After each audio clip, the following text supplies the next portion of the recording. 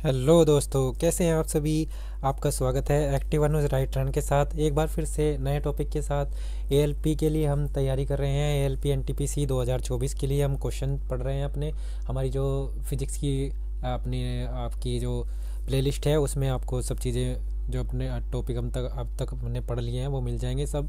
आज का टॉपिक है आर्किमिडीज का सिद्धांत। आर्किमिडीज का सिद्धांत में जो जो चीज़ कॉमन है वो थोड़ा पहले डिस्कस कर लेते हैं। आपके सामने एक चित्र मैंने रखा हुआ है, ठीक है। इसमें एक नाम आता है उत्प्लावन बल, ठीक है।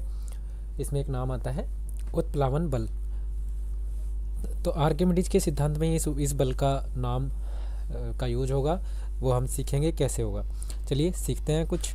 तो आर्किमिडीज का सिद्धांत बोलता क्या है, पहले सिंपल भाषा में ये समझ लीजिए कि सिंपल भाषा में ये बोलता क्या है, कहना क्या चाहता है। ये कह रहा है कि जब हम किसी वस्तु को पानी में डुबोते हैं, ठीक है, पानी की सतह पर रखते हैं, पानी में पूरी तरह डुबो देते हैं, तो जितना हिस्सा उसका पानी में डूब गया उतने हिस्से से डूबने के बाद उसमें जितना वजन होगा उस हिस्से में चलिए हम पूरा पूरा किसी चीज़ को पूरा डुबा देते हैं, ठीक है, कन्फ्यूजन ख़त्म करते हैं, पूरा डुबा लेते हैं। और किसी हिस्से को किसी चीज़ को अगर हम पूरा डुबा रहे हैं तो उसका जो जितना वजन है, उस वस्तु का जितना वजन है, देखिए हमने बाहर वजन नाप लिया है इससे तराजू से, और इससे हमने वज़न नापने के बाद इस तराजू को हम देखिए इसमें बिल्कुल सीधी सुई है, नीचे जा रही है, और जब जैसे ही हम इसे पानी में डुबोते हैं तो इसका वज़न हल्का हो जाएगा। तो इसका मतलब क्या हुआ कि पानी कुछ ना कुछ बल लगा रहा है ऊपर को, ठीक है, इसको हल्का कर दे रहा है। पानी कुछ ना कुछ ऊपर को बल लगा रहा है, और ये जो पानी ऊपर को बल लगा रहा है किसी वस्तु पे, इसी बल को हम क्या बोलते हैं, उत्प्लावन बल बोलते हैं। एक चीज़ क्लियर हुई, ठीक है। इसी बल को हमने क्या बोला है, उत्प्लावन बल, यानी कि किसी वस्तु पर जब कोई वस्तु पानी में डुबोई जाती है तो उस पर लगने वाला प्रतिक्रिया बल, ठीक है, कोई वस्तु पानी में डुबोई जा रही है उस पर लगने वाला प्रतिक्रिया बल, पानी जो ऊपर को बल लगाएगा उसको हम क्या बोलते हैं, उत्प्लावन बल बोलते हैं। एक चीज़ क्लियर हुई, एक क्वेश्चन आपका क्लियर हो गया जब हम क्वेश्चन करेंगे। तो अब यहाँ से आगे या समझ, इससे आर्किमिडीज का सिद्धांत क्या कहता है। सिद्धांत ये कहता है जब हम इसे पूरी तरह डुबो देंगे तो उसके भार में कुछ कमी आएगी। कमी तो आनी ही है ना बहरहाल, ठीक है, क्योंकि कमी आई है, देखो सुई वापस घूम रही है, यहाँ से यहाँ चली गई, ठीक है। तो जब उसके भार में कुछ कमी आ रही है तो वो कमी कितनी आ रही है वो नाप के बताया है। वो कह रहा है कि उस वस्तु का जितना भार होगा, उसे मापना है कि उसके भार में कमी कितनी आई है। तो कमी आएगी जितना, जैसे पानी जितना भी था तो यहाँ से पानी निकल के इसमें चला गया, ठीक है, ये भरा हुआ था, तो जैसे ही इसे इसमें डुबोया है, डुबोने के बाद ये इसके बीच में आ गया, और ये यहाँ पे आने के बाद इसमें से पानी बाहर निकलेगा। जैसे आप किसी बाल्टी में पानी ले लें, और बाल्टी में पानी लेने के बाद उसमें अपना हाथ ऐसे डुबोएं, तो हाथ डुबोने के बाद उसमें से पानी बाहर निकलेगा। जैसे पानी इसे बिल्कुल भरा हुआ है, ऊपर तक भर लीजिए, उसमें जैसे ही आप अपना हाथ ऐसे डुबोएंगे तो पानी चारों तरफ से बाहर निकलेगा ऐसे, ठीक है। तो वो जितना पानी बाहर निकला है, जैसे हमने कोई वस्तु डुबोई, तो जितना पानी बाहर निकलेगा उतना ही वजन उसमें कम होगा, वस्तु के भार के बराबर होगा, ठीक है। चलिए इसे और अच्छी तरह आगे समझ लेंगे। तो एक चीज़ यहाँ से क्लियर हुई कि उत्प्लावन बल बोलते किसे हैं, जो पानी के द्वारा ऊपर को बल लगाया जा रहा है।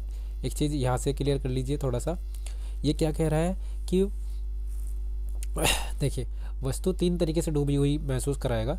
एक तो आंशिक रूप से डूबी हुई, आंशिक रूप से मतलब ये आधी बाहर है आधी अंदर है, पूर्ण रूप से डूबी हुई, ठीक है, पूर्ण रूप से डूबी हुई, और ये भी पूर्ण रूप से है और ये भी पूर्ण रूप से है, ठीक है, ये भी पूर्ण रूप से है और ये भी पूर्ण रूप से है। लेकिन एक कंडीशन क्या होगी, एक कंडीशन होगी हमारी कि पानी की सतह पर ऐसे तैरेगी, बिल्कुल ऊपर सतह से मिला के ऐसे, ठीक है, ऐसे तैरेगी वस्तु। तो एक कंडीशन होगी, इन दोनों में पूर्ण रूप से डूबी हुई है, इसमें आंशिक रूप से ये आंशिक रूप से डूबी हुई है और ये डूबी हुई नहीं है। तो इसमें आगे डिस्कस करेंगे कि क्या क्या है, ठीक है। पलवन का सिद्धांत भी बोल देता है इसको, ठीक है। चलिए आगे देखते हैं, इसको नहीं बोलते, पलवन का सिद्धांत अलग है, सॉरी, ठीक है। तो यहाँ पे थोड़ा सा इसने बताने की कोशिश की है, अगर आप समझ सकते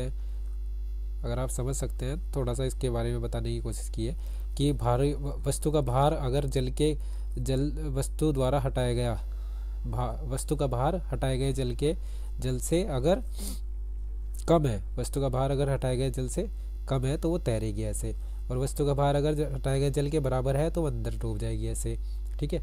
अंदर तैरती हुई ऐसे रहेगी, तैरती हुई, ना वो नीचे जाएगी ना वो ऊपर आएगी, ठीक है। और तीसरे नंबर पे क्या है, वस्तु का भार अगर ज़्यादा है हटाए गए जल से तो वो नीचे बैठ जाएगी जाके। तीन चीज़ें हैं डूबने की कंडीशन। तो हमारा जो इसमें क्वेश्चन पूछे जाते हैं वो शुरू कर लेते हैं।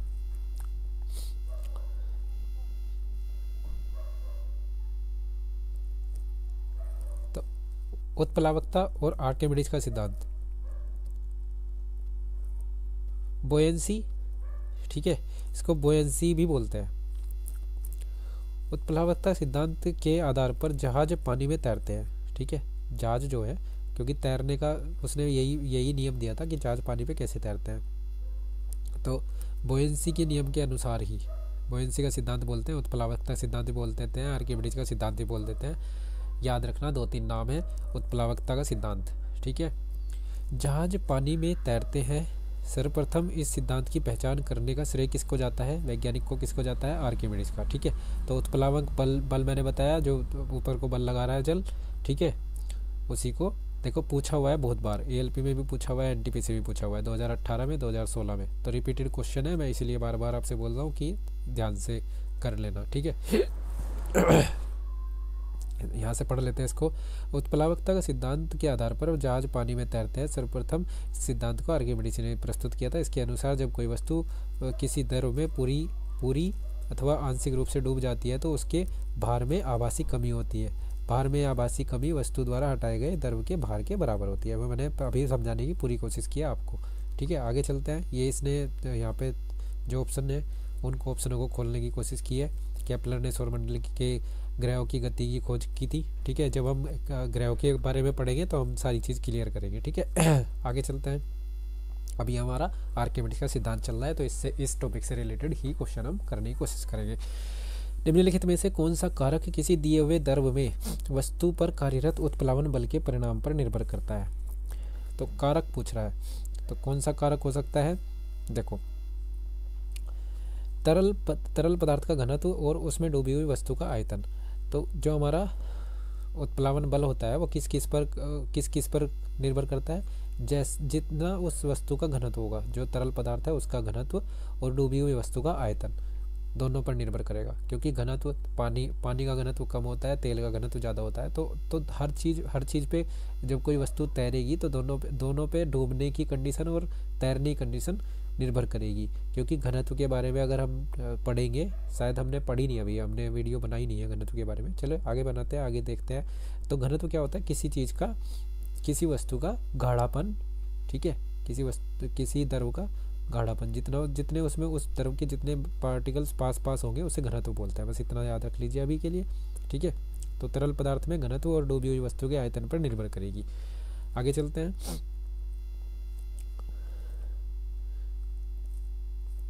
उत्प्लावन बल कहलाता है, क्या कहलाता है? देखिए इसे पूरा पढ़ लीजिए। तरल पदार्थ का घनत्व हम उसमें डूबी हुई, एक सेकेंड, ये दिक्कत कर रहा है मोबाइल। तरल पदार्थ का घनत्व और उसमें डूबी हुई वस्तु का आयतन उत्प्लावन बल के परिणाम पर निर्भर करता है। किसी तरल में आंशिक रूप से और पूर्ण रूप से डूबी हुई वस्तु पर ऊपर की ओर लगने वाला बल उत्प्लावन बल कहलाता है। मैंने बताया है, ये शुरू में ही बता दिया है। उत्प्लावन बल के बारे में घुमा के पूछेगा। उत्प्लावन बल नाव, जलयान, गुब्बारा आदि के लिए कार्य करने में जिम्मेदार है, ठीक है।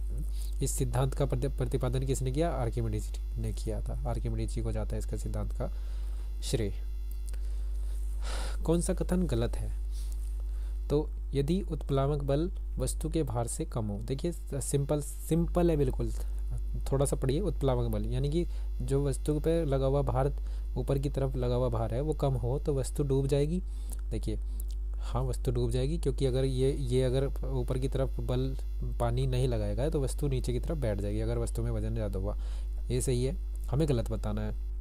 यदि उत्प्लावक बल वस्तु के भार से अधिक हो, ठीक है, वस्तु के भार से अगर उत्प्लावक बल अधिक है तो उसे तैरा लेगा वो, ठीक है, तो वस्तु तैरती है, ठीक है, बिल्कुल सही है। यदि उत्प्लावक बल वस्तु के भार से कम हो, उत्प्लावक बल वस्तु के भार से कम हो तो वस्तु तैरती है, तो वस्तु बिल्कुल भी नहीं तैरेगी। तो ये गलत हो गया, हमें गलत ही बताना है, यही हमारा आंसर हो गया, ठीक है। आगे चलते हैं, अगला क्वेश्चन देखते हैं। उत्प्लावक बोयंसी का केंद्र हमेशा, ठीक है। तो विस्थापित द्रव के आयतन के केंद्र के समानुपाती होता है। क्या होता है? जितना द्रव उसने हटाया है उसके केंद्र के समानुपाती होगा, ठीक है। जितना द्रव विस्थापित द्रव के आयतन के केंद्रक के समानुपाती होगा, ठीक है। ये कुछ टेक्निकली क्वेश्चन है हल्का सा, इसे आप देख सकते हैं। देखिए यहाँ पे इसने बताया है जिस द्रव का घनत्व ज़्यादा होता है वह किसी वस्तु पर ज़्यादा उत्प्लावन बल लगाता है, वो अपने में डूबने नहीं देता किसी चीज़ को, ठीक है। जब देखिए तेल और पानी, तेल का घनत्व ज़्यादा है, वो गाढ़ा है, बस यहाँ से आप समझ सकते हैं, तो वो अपने में आसानी से डूबने नहीं देगा चीज़ों को। किस सिद्धांत या नियम के आधार पर वस्तु पानी में तैरती है? तो सिंपल है, आर्किमिडीज के सिद्धांत पर वस्तु पानी में तैरती है, ठीक है, याद रखना। जब किसी पिंड को किसी द्रव, देखिए यहाँ पे सारे क्वेश्चन ALP में आए हुए हैं, और वीडियो अच्छा लगे तो सब्सक्राइब कर लेना, क्योंकि इससे रिलेटेड सारी ऐसी ही वीडियो सारी आपको प्लेलिस्ट में मिलेंगी, आप जाके चेक कर सकते हैं, देख सकते हैं, लगातार एक टॉपिक की वीडियो अपने क्वेश्चन क्लियर कर सकते हैं। जब किसी पिंड को किसी द्रव में पूर्ण या आंशिक रूप से डुबोया जाता है तो पिंड विस्थापित द्रव के भार के बराबर उससे बल को अनुभव करता है। देखिए जो हमारा जो बल है, उत्प्लावन बल है, उससे बल भी बोलते हैं, ठीक है, उससे बल भी दे देगा। इसे किस सिद्धांत के रूप में जाना जाता है? तो आर्किमिडीज के सिद्धांत पर ही इसे जाना जाता है। आर्किमिडीज जी ने सिद्धांत दिया था, और उस बल के आधार पर इसका नाम दूसरा नाम उत्प्लावकता भी रखा हुआ है, ठीक है। तो उत्प्लावन बल बोलते हैं या उससे बल बोलते हैं। आगे चलते हैं। आर्किमिडीज के सिद्धांत के अनुसार किसी द्रव में डूबे हुए पिंड द्वारा अनुभव किया जाने वाला उत्प्लावन बल तो क्या होगा? देखिए, पिंड द्वारा विस्थापित द्रव के भार के बराबर होगा। मैंने बताया उत्प्लावन बल जितना बल महसूस करेगा वो किसके बराबर महसूस करेगा? उसके विस्थापित द्रव के भार के बराबर, ठीक है। पानी के द्वारा ऊपर की तरफ लगाया गया बल क्या कहलाता है? अब तो आपको याद हो गया होगा, उत्प्लावन बल कहलाता है, ठीक है।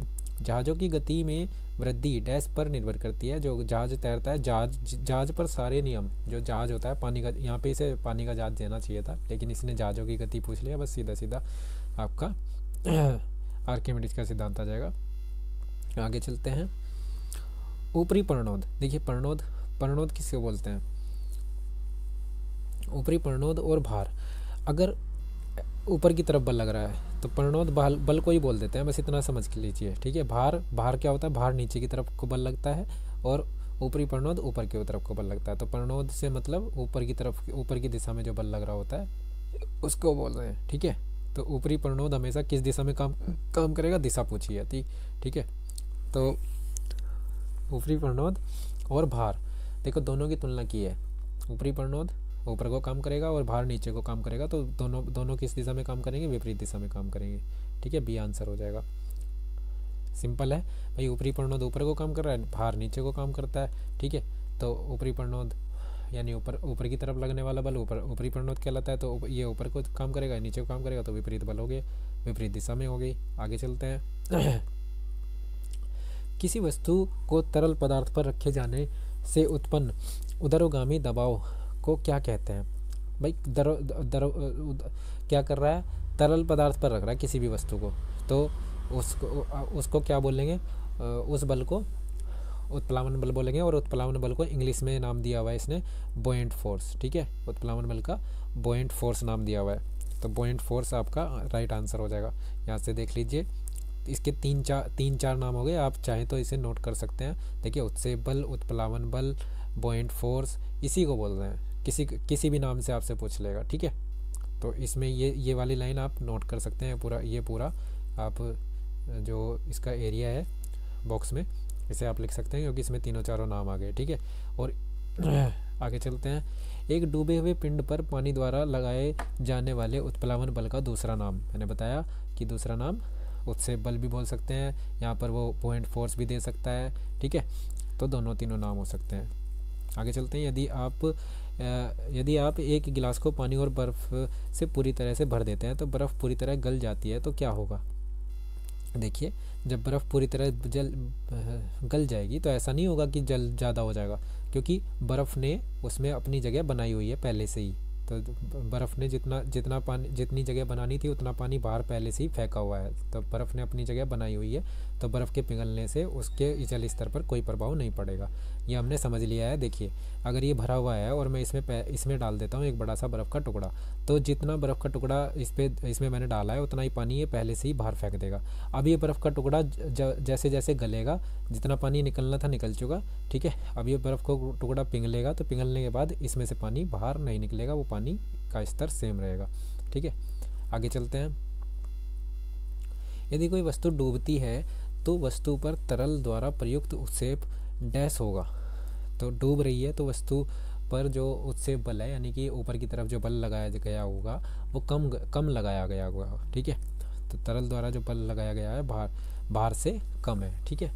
जो वस्तु का भार है उससे बल कम लगाया है तरल ने, इसीलिए वो डूब गई है, ठीक है।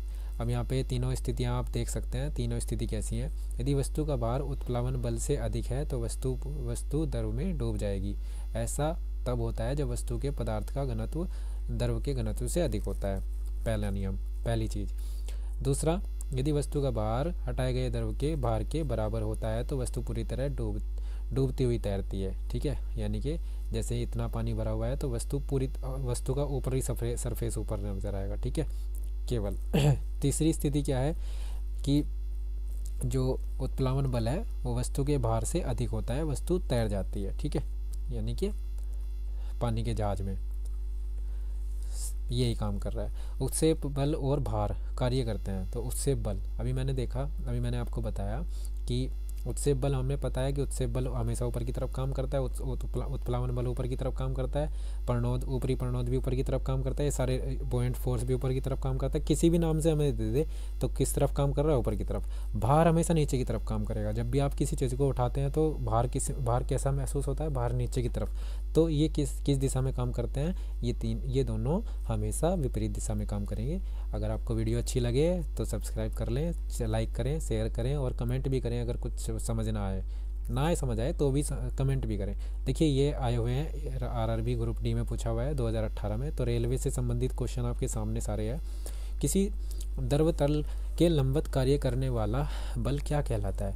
देखिए मैंने बताया द्रव तल के लंबवत अगर कार्य हो रहा है, देखिए द्रव का तल ये है और लंबवत किसे बोलते हैं? ऐसे 90 डिग्री पे कोई बल काम कर रहा हो तो 90 द्रव तल के लंबवत अगर कोई काम कर रहा होगा 90 डिग्री पे तो उसको क्या बोलेंगे? उत्सेप बल बोलेंगे, ठीक है। क्या बोलेंगे? द्रव में उत्सेप बल बोलेंगे उसको। क्लियर? आगे चलते हैं। जब किसी वस्तु को पानी में डुबाया जाता है तो उस पर ऊपरी बल कार्य करता है। इस बल को क्या कहा जाता है? देखिए 2018 में पूछा है तो ये इंपॉर्टेंट क्वेश्चन है। उत्प्लावन बल बोलते हैं, ये हम बार बार पढ़ते आ रहे हैं। कौन सा आर्किमिडीज के सिद्धांत पर आधारित नहीं है? देखिए यहाँ पे आपसे पूछ लिया आर्किमिडीज के सिद्धांत में आधारित नहीं है। तो हवाई जहाज में जो पंख होते हैं हवाई जहाज की तो आर्किमिडीज से कोई बात ही नहीं है, सीधी सी बात है।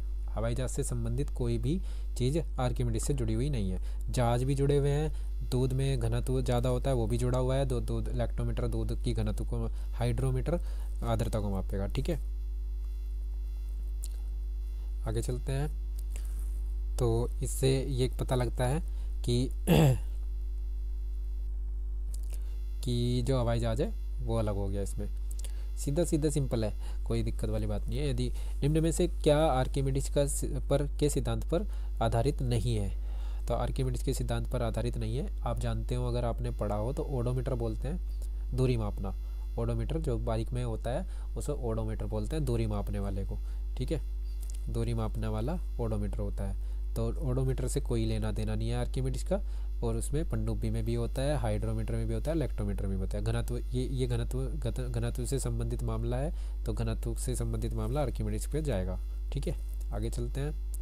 यदि कोई वस्तु तैरती है तो उस वस्तु पर जल द्वारा लगाए जाने वाला उत्सेप बल, तैरती है ना, तो उत्सेप बल वस्तु के भार के बराबर होगा।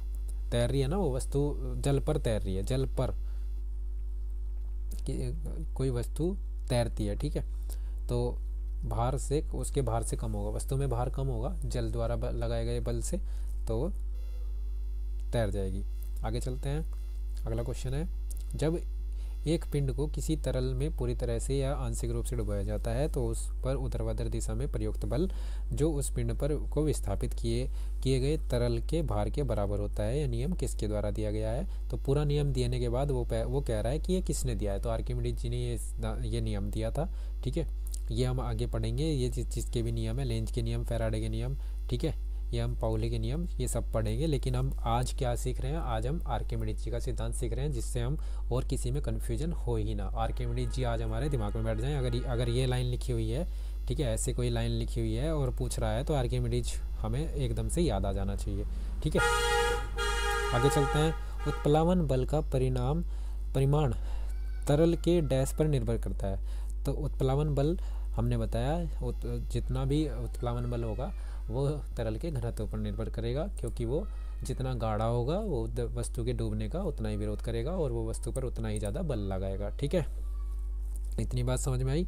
तो यहाँ पे द्रव्यमान से कोई लेना देना नहीं है, तापमान से कोई लेना देना नहीं है और आयतन से कोई लेना देना नहीं है। तो आयतन घनत्व हमारा राइट आंसर हो जाएगा। आगे चलते हैं। उत्प्लावन बल का द्रव के घनत्व और आयतन पर निर्भर करता है। उत्प्लावन बल का डैश द्रव के घनत्व और आयतन पर निर्भर करता है। उत्प्लावन बल का परिमाण किसको बोलते हैं? दोनों से मिलकर जो भी उसका चीज़ हम निकाल रहे हैं, उसका बल, उत्प्लावन बल कैसे निकाल रहे हैं? घनत्व और आयतन पर निर्भर कर रहा है ना, तो परिणाम निर्भर करता है। ठीक है, ना तो हम दिशा देख रहे हैं, ना शक्ति देख रहे हैं, ना ऊर्जा देख रहे हैं, उत्प्लावन बल का परिमाण देख रहे हैं कि क्या परिमाण होगा, वस्तु डूबेगी, तैरेगी, नहीं तैरेगी। ठीक है, तो यही कुछ क्वेश्चन थे 2019 में, देखिए आया हुआ है। ठीक है, आरआरबी जेईई में आया हुआ है 2019 में। तो सीधी सीधी बात है, रेलवे रिपीट करता है एक ही टॉपिक को। और अगर आपको वीडियो पसंद आया तो फिर से मैं एक बार रिपीट करना चाहूँगा, सब्सक्राइब करें, लाइक करें, शेयर करें, पसंद आए तो। ठीक है, अपने दोस्त को सपोर्ट करें। Okay, thank you, bye bye.